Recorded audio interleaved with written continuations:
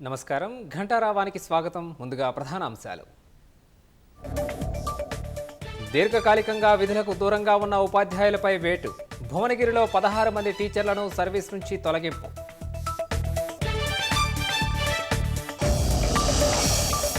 తిరుమల శ్రీవారిని దర్శించుకున్న ఉప ముఖ్యమంత్రి భట్టి. రాష్ట్ర ప్రజలు సుభిక్షంగా ఉండాలని కోరుకున్నట్లు వెల్లడి.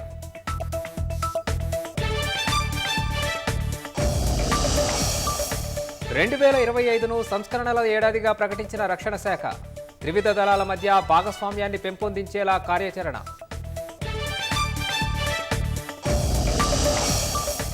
ఢిల్లీలో బీజేపీ ఆప్ మధ్య లేఖల యుద్ధం.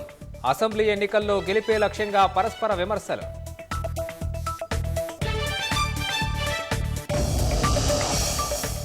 గాజాపై మరోసారి ఇజ్రాయెల్ భీకర దాడులు. 11 మంది పాలస్తీనా పౌరులు మృతి, పలువురికి గాయాలు.